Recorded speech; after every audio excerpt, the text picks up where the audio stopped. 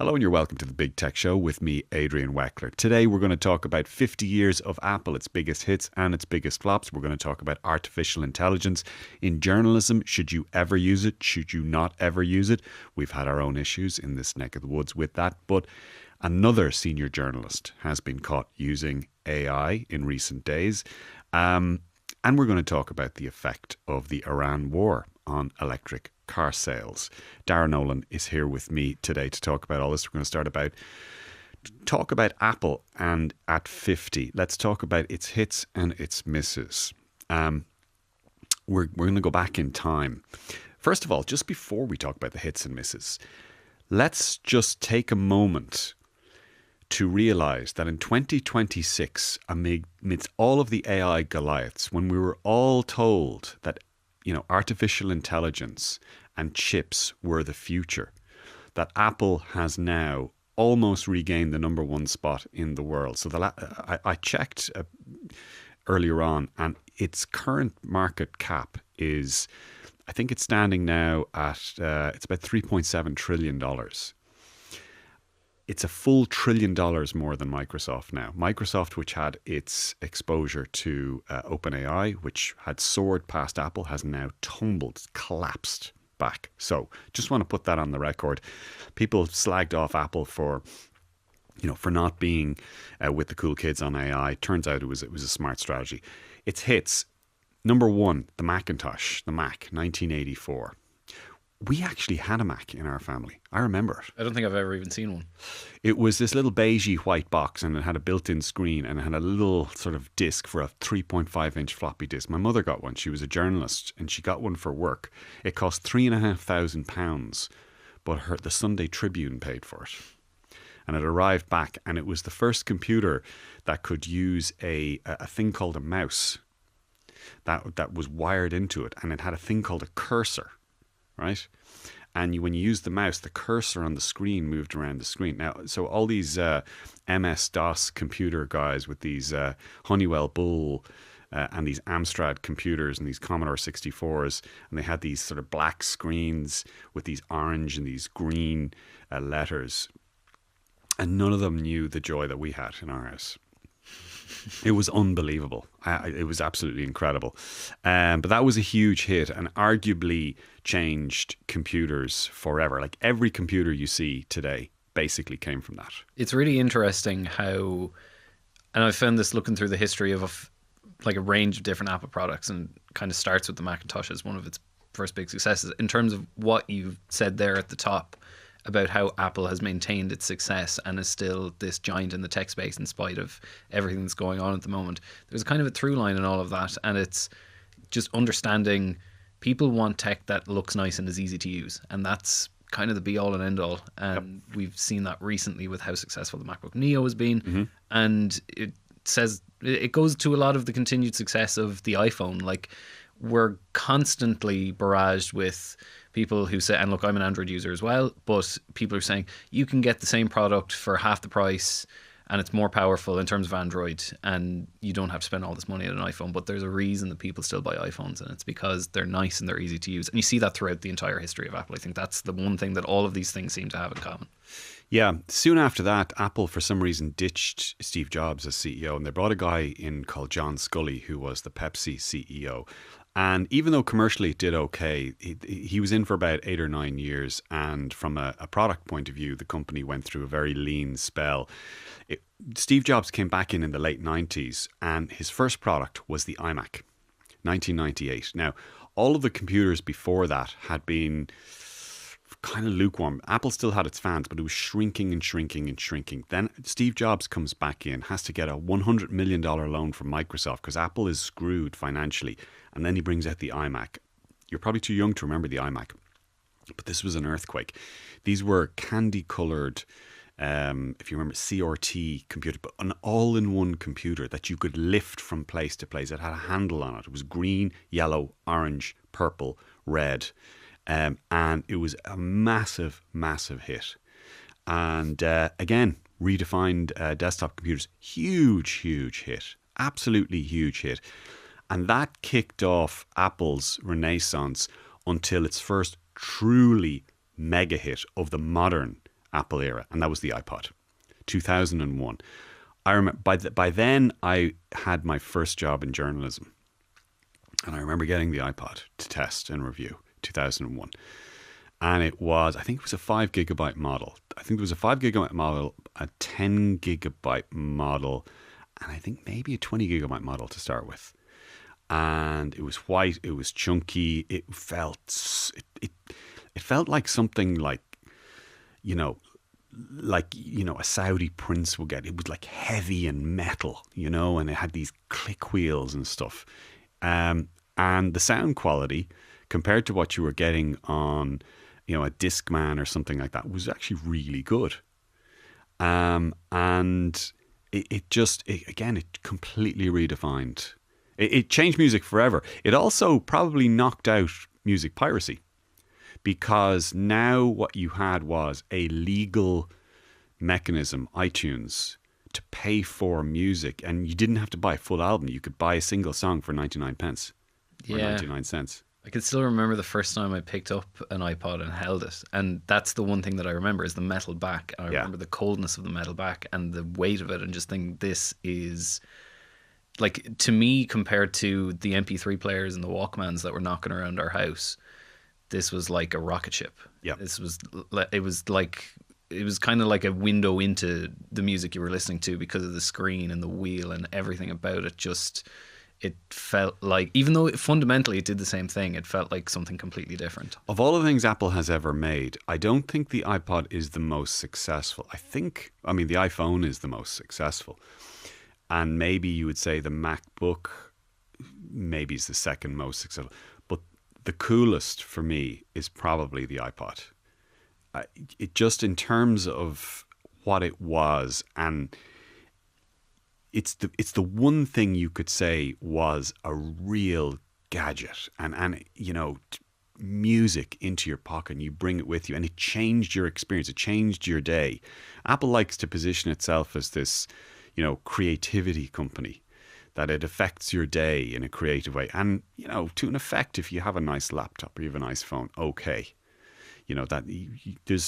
There is some qualitative difference to using a nicer laptop or a nicer phone. Definitely that is true. But having a music device in your ear on shuffle with your own little music station for the soundtrack to your life as you walk along the street, that's different. That changes your life in that day or in that moment. And that, of course, then set up Apple's monster product, the biggest selling product in the world, the most profitable product in the world. The reason why Apple now makes $1 billion in profit every 50 hours. $1 billion in profit every 50 hours. And most of that comes from one product, and that is the iPhone. That was introduced in 2007. And I remember that. And if you look on YouTube, you'll still see Steve Jobs introducing it. And the famous video where, he shows the MP3 player, he shows the phone, he shows the computer, and are you getting it? And then he shows the iPhone. Yeah, and it's something that I've watched a few times over kind of periodically. And there's so many different moments in it that now we look back and think people had no idea what was coming. And it's because so much of what came out of the first iPhone was actually foundational for all smartphones that we have today. The App Store sets up everything for how we access software on our phones, be it an iPhone or another phone. It's completely different.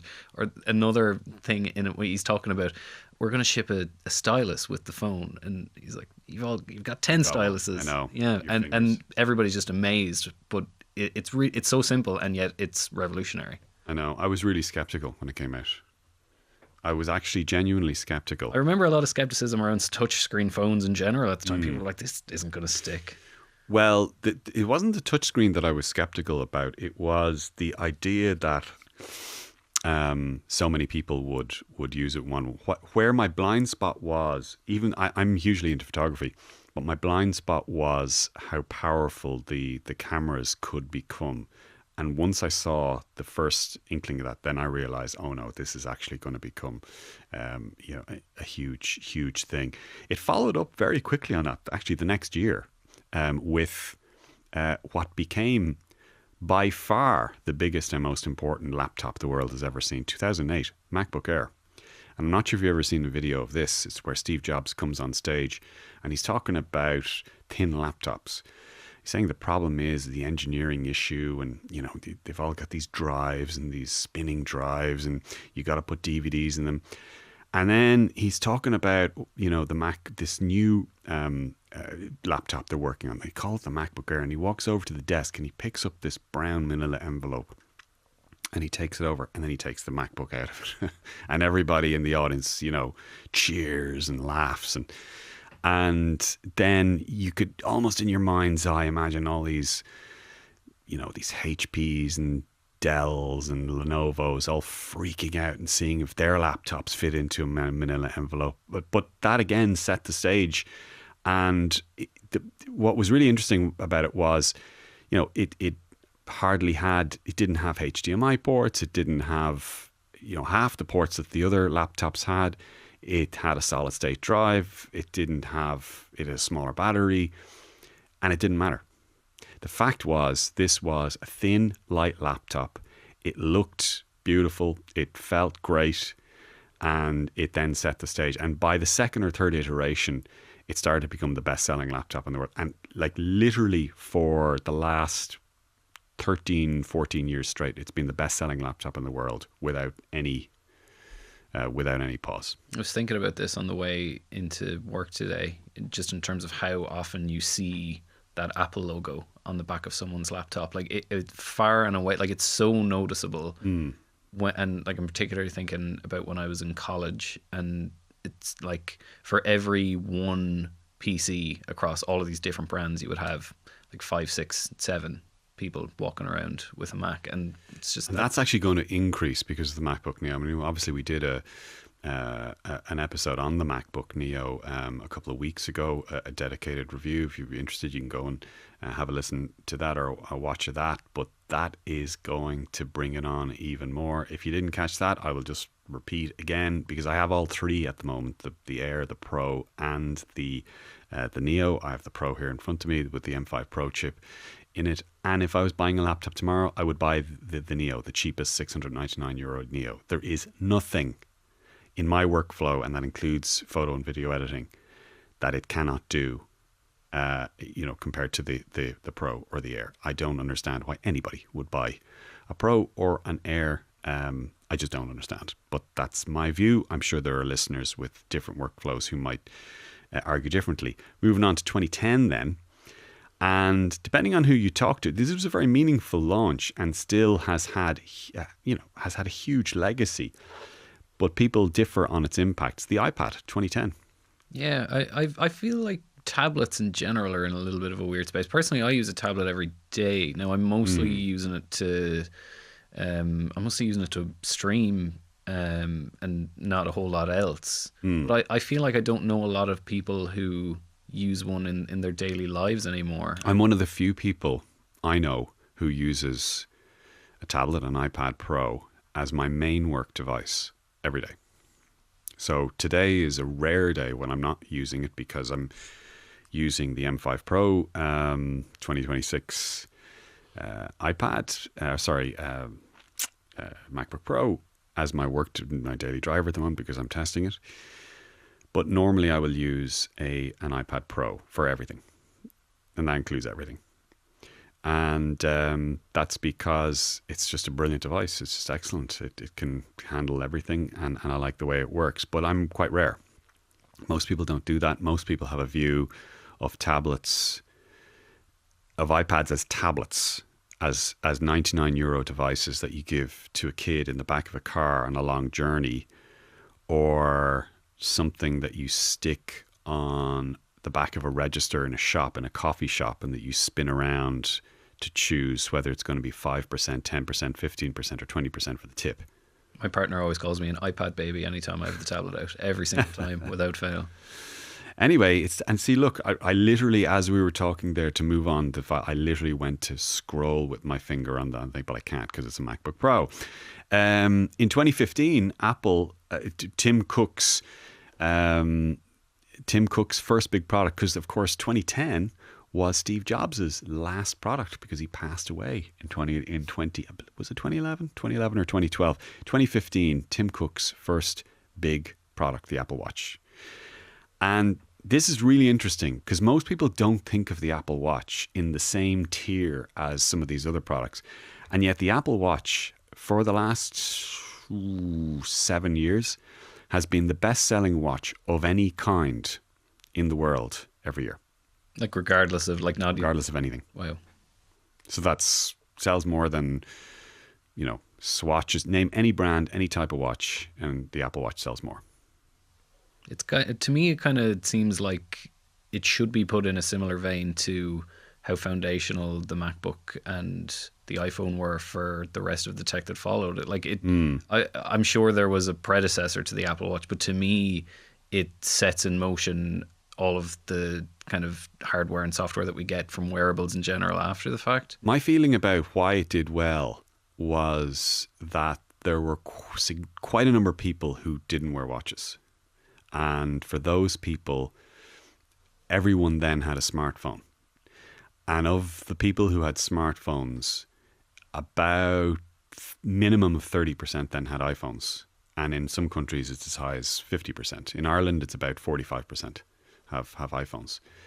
And so that percentage that didn't have a watch but have an iPhone, now you have a device that can, count your steps, that can monitor your sleep, that can allow you to, tap to pay in a shop without, using your phone, if that's important to you. A lot of other things. You don't have to get a Fitbit if you want to, monitor your health. Lots of other things that, a wearable might do, and can also tell the time. And so it has become an extraordinarily successful product. So a huge, huge, huge hit. If it was spun off as a company in itself, it would probably be the top 500 or 600 companies in the world. 2017, this is really interesting. We don't even think about this as being like a category. 2017, AirPods. Kind of the first one of itself that everybody, to an extent, does copy. Absolute massive, massive hit. I mean, if you think about AirPods, again, this is the kind of the magic of Apple's ecosystem commercially and what they have set up. We've talked about the Apple Watch, the iPad, the iPhone, the MacBook, now the AirPods. All of this stuff works with each other. And, you put your AirPods in, you open your MacBook, it'll work with that. You close your MacBook, it'll transfer over to your iPhone. Alert comes on your iPad, it'll work with that. And then they launched their AirPods Pro, and they were the first earbuds for me that had adequate noise cancellation. The rest of them were kind of crap before. And I would say even the first version of the AirPods Pro were the noise cancellation was borderline. I wouldn't have found them acceptable. AirPods Pro 2 then for me were acceptable, and AirPods Pro 3 have been excellent. Such is the dominance, I think, of the AirPods that I know a lot of people who are not in the Apple ecosystem in any other way, but when it comes to getting wireless earbuds, that's what they reach for. And it's, I think, a mixture of just how prevalent they are as a brand. To an extent, I think AirPod is almost a stand-in for, like, if you have any other earbuds. But as well, I think it's just that's what people go for. They think wireless earbuds and they think AirPods, and there is a quality element to that as well. Yeah. Okay, let's talk about the flops briefly. This is something that probably neither of us have. I saw one of these once. I never actually really used one. Apple Newton in 1993. This was, you probably don't remember, there was a thing called a Palm Pilot. They had these thing called PDAs. They were personal organizers that were supposed to be, they came with a little stylus, and they were supposed to be like your digital assistant that you could write on, and your diary and your calendar, and they would synchronize with your email and things like that. But because it was sort of a pre-Bluetooth world and there was no such thing as wireless internet or anything like that, they were kind of very limited use and there were no decent games. And Apple decided it would try to get into this business. HP kind of ruled that world. They had a device called the iPac at the time. I remember quite well. And then Apple decided they wanted to to enter that world. This was under John Scully. This was after Steve Jobs had been ousted, and it was just not great. And it ended up being discontinued. 1993, the Apple Newton. Any of our older listeners might remember this. One that I don't remember at all, and yet it appears in all the lists, was the Pippin. It was an internet-connected games console. I found out about this for the very first time today when I was taking a look back through. I was like, I had no idea that Apple tried to get into this space. There are some devices that are launched and that never make it over here. That we'll talk about a very famous one that was only launched a couple of years ago in 2 minutes' time. But anyway, the Pippin, like that goes down as one of the most obscure flops that Apple ever launched. I do remember the launch of the Cube, the G4 Cube, because this was something that when Steve Jobs came back, and the iMac was this huge triumph, but Steve Jobs he was obsessed with aesthetics, and he wanted beautiful computers. So he came out with this thing called the Cube, which was this really cool, nice looking computer, but it was kind of a piece of crap. I don't remember it, but I vividly remember the scene in the Michael Fassbender Steve Jobs film, and it's all about trying to make the physical hardware be a perfect cube, which kind of speaks to the madness of the. But at least it was hardware, and you can kind of forgive somebody for making that. Another one, 10 years later, was a really weird one by Apple. It was called iTunes Ping, and it was a sort of a half-assed attempt to create kind of a weird equivalent of almost like a social network from people's iTunes usage. And this was now a couple of years after Facebook had taken. We were well into the social media era at this point. At this point, like, Facebook was 5 years, 6 years in. I think Instagram had just started. YouTube was a few years old. I mean, we're pre-TikTok and everything, but and Apple was still uncomfortable with doing business with companies like Facebook, but it just felt it needed to be there. And it launched this thing called iTunes Ping, and people were like, you're not serious about this. And anyway, we don't feel that we want to interact with other people just based on their iTunes, and the whole thing just didn't take off. It's interesting to me because how music has a relationship with social media has become a thing over time. It's just not in a dedicated space. It's in different kind of little ways. What's ironic about that is it did in the early years through MySpace. Yeah, and Bebo as well, I think. Yeah. I mean, so there was a kind of a template there, but Apple was conflicted on that because on the one hand, it wanted to be the privacy company where only you control your own information. To be a social network, you almost have to be a bit reckless with people's privacy. You have to sort of encourage them to push everything out there, and Apple were never in that mindset, so it didn't really have a chance. The same year, they came out with the iPhone 4, which in one sense was people still talk about the iPhone 4 as the best designed and engineered aesthetically from just a pure satisfying in your hand a phone that Apple ever made in terms of the lines. I mean, Apple actually went back to the basic iPhone 4 design from the iPhone 12 on, with the straight, flat sort of steel sides. The problem was with the iPhone 4 was its antenna was not wonky, but it was weak, and the phone would drop calls, and there was a kind of bit of a lashback against it, and famously it led to Steve Jobs chiding people and just telling people just hold it a different way. I can't remember this one, but I can remember the iPhone 6 a couple of models later. Yeah. Bengate, yeah. Because the famous line that Apple came out with in response was that we've only had 9 complaints about iPhone 6's bending, and then years later it came out after the fact that their own internal research had found that the phone was bendable, and there was way more than 9 videos out there of people being like, my iPhone 6, like people who carried their phone around in their back pocket would sit down and they'd get up after a couple of days since having bought the phone. They're like, my phone is bent, like very noticeably bent as well. Yeah, what's funny about that as well is that they have a testing centre down in Cork. I've been down to it a couple of times, and you'd want to see the abuse they put their phones in there. By the way, that testing centre in Cork, they test devices there that are yet to be announced, like maybe in 2 or 3 years' time. Like they have stuff down there that is only rumoured.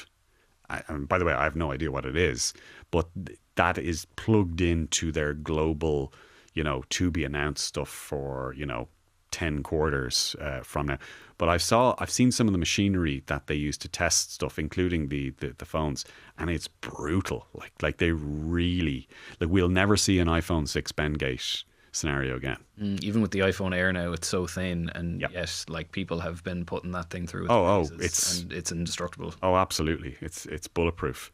We had Apple Maps in 2012, which Apple Maps is pretty good now, but at first it was quite bad. It wasn't thought through. It led to Tim Cook, who was only a couple of years in the job. I think he was only 1 year in the job at that point, having to apologize on stage and saying, just put Google Maps on your phone instead. I think most people probably do that now anyway. Still, Apple Maps is usable, but I find Google Maps is still. I still default to Google Maps. I'm the same. I default to Google Maps, but Apple Maps is okay. If you told me I had to use the Apple Maps, I'd be fine with it. I mean, the test often is if you're going somewhere and you're driving somewhere and you want to know a couple of things. Quickest route, you want to know if there's any interruptions in the traffic. You want to know things like speed cameras, and other stuff, and which is the most used one, which will have the most data. That probably still is Google Maps. There was a thing called AirPower, which was supposed to be a wireless charging system that Apple was going to bring in. All the Apple fans got very excited about it. They couldn't figure out how to align the charging magnets properly. So after kind of teasing a bit about it and lots of rumors, they never announced it. It was just cancelled before being officially announced. Kind of feel like it's like with wireless charging, it's like stop making it, trying to make it happen. And also, to be fair, it's a bit harsh of us calling out a flop because it was never actually launched. Yeah, but even with MagSafe, I'm like, does anybody actually use this? I don't. Oh, people use it, all right. Yeah. I mean, wireless charging is quite a thing. I don't really use it much, but it is quite a thing. Wireless charging, yeah, it is a thing. Now, I mentioned earlier on a thing that was launched a couple of years ago, but hasn't even been launched in Ireland, and that is a sign that it is struggling. Vision Pro, the big giant computer, I call it a cranial strap-on, like RoboCop. Yeah, the big sort of goggles thing with the weird sort of creepy eyeballs on the front, and basically it's a built-in computer, in the goggles, and the experience the first few times you use it is kind of amazing. Most people are kind of blown away by it because you can pull up screens and you can play games and you can watch movies and things like that. And then for a lot of people I've spoken to anyway, they don't sell it in Ireland. A common experience is just to then, you can't find a use case for it, so you leave it in a drawer. And so it feels harsh to call it a flop because Apple is still selling it, and it may still have an application, and it may be used as a prototype for stuff that Apple might sell in future. But it, compared to some of the stuff we were talking about, this it's not even in the foothills of, things like iPhones. Now, it's not fair to compare it to iPhones, but let's say AirPods or Apple Watch. Those are huge hits. Vision Pro, it's not just that I don't know anyone in Ireland because it's not on sale in Ireland. In the UK, you don't see people on public transport, on planes.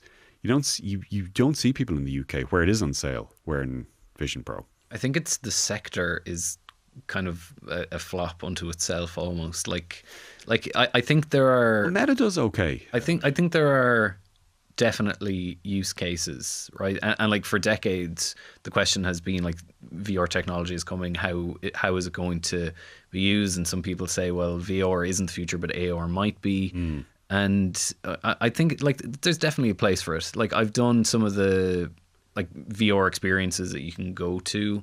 and those are very worthwhile. But I just don't know, in terms of computing or gaming, is a headset like that ever going to be something that you buy and own and have in your home? I don't know. I think Apple's idea was that this would become like your computer. So you'd set yourself up at your desk at your work for the day, and this would be your computer. Like it wasn't going to be, necessarily your leisure time. Although Apple did have promo videos showing that it was your leisure time, that you were watching, TV this way as well. Which I think was the thing that turned people off. I think people could imagine you doing your workday this way, especially if you were working remotely. But then, as you know, when your workday's over on your weekend, sitting back on your sofa, and then putting your, strapping on your cranial goggles, and then sitting there and just motionless. I think you're hitting on something there as well, with particularly if you're working remotely. Like I think especially in an Irish office setting, it's going to be like, it just feels your man over there with his Vision Pro on. It feels a little dystopian, Yeah. Look, Apple is still selling it, so look, we can't completely write it off yet, but it feels a little bit like it's entering flop territory. Okay, look, we haven't left time for the other topics, but let's try and see if we can tackle them. AI in journalism. So for anyone who's been under a rock for the last few weeks, we had our own issue with that here, because our own former chief executive and publisher, Peter van der Meersch, was suspended from Media House after the work that he had done was found to have quotations that had been procured using AI, and those quotations had never been uttered by the people who Van der Meersch's articles had said had uttered them. One of them was Emily Bell, who was writing in the Columbia Journalism Review during the week. And she was commenting on this, saying that she was commenting very critically on this, and commenting on the idea of AI in journalism, and how it's a very, very dangerous thing. And then this was compounded by the New York Times a couple of days ago, who have dropped a freelance journalist, Alex Preston, because he used AI to write a book review. Preston has said he made a serious mistake, that they're his words. He had written a review of a book called Watching Over Her by Jean-Baptiste Andrea.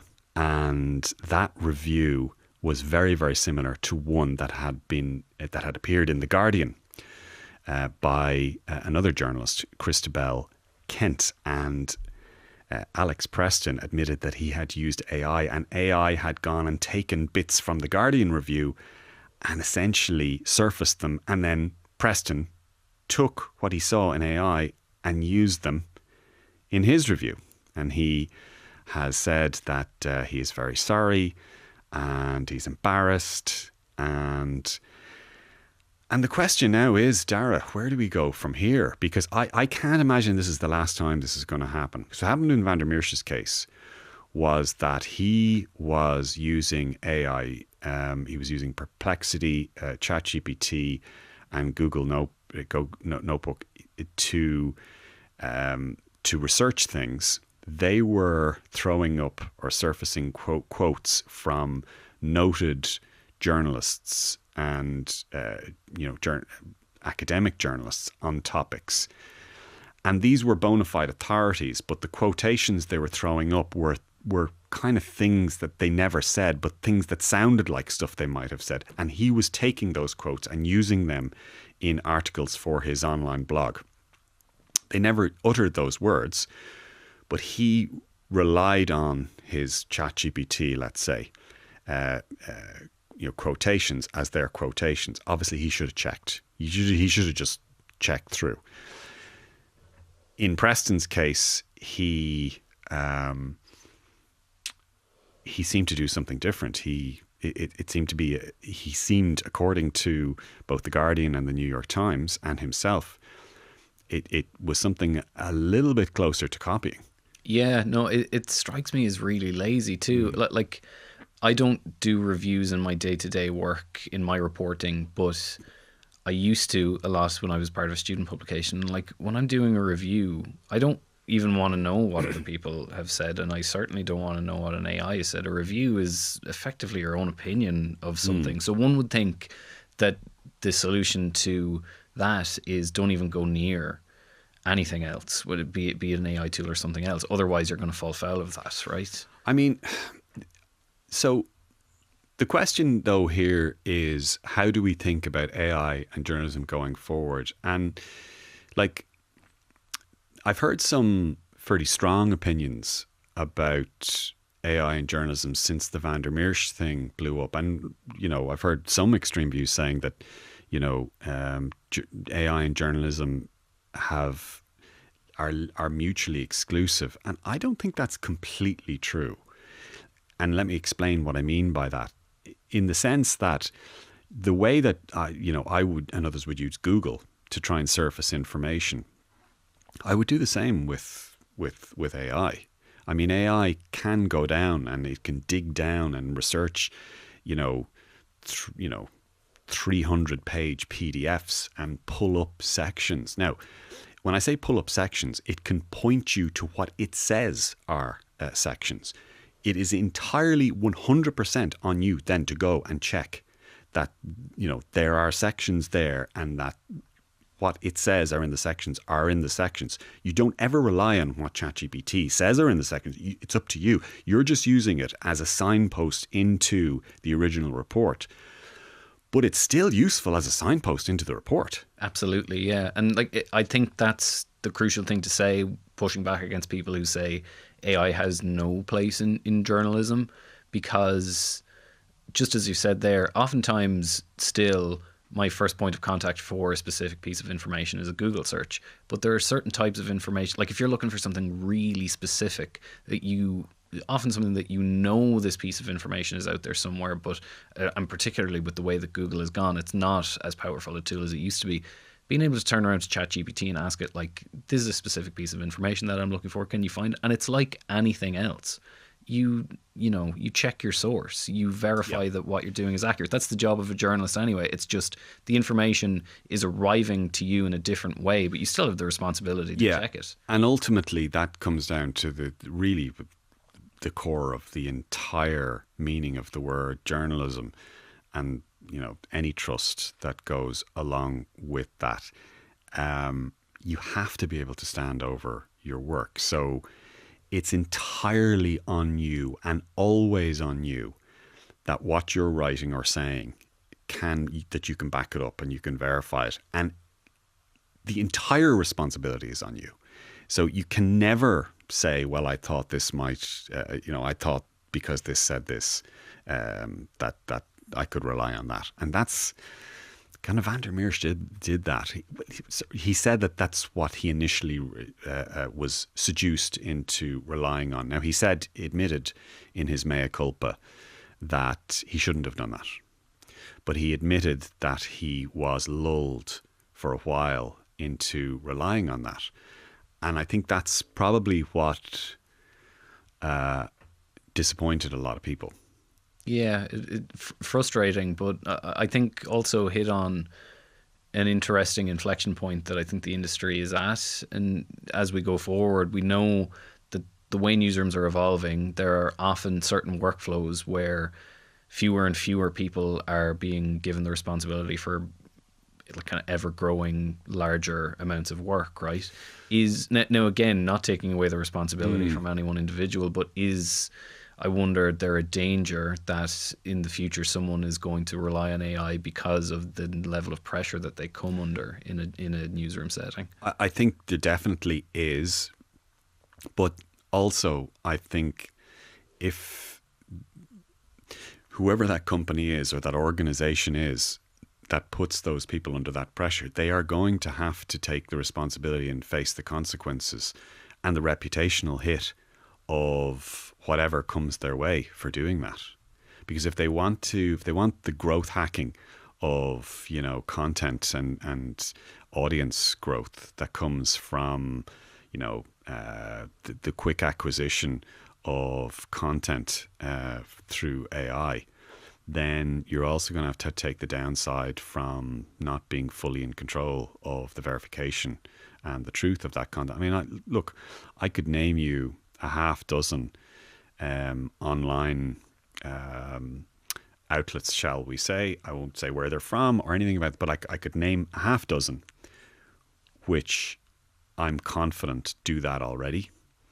And they do get some blowback about it, but it's not enough to hit their audience. And they've clearly figured that it's worth it from a business model point of view. It's enough to keep them in business.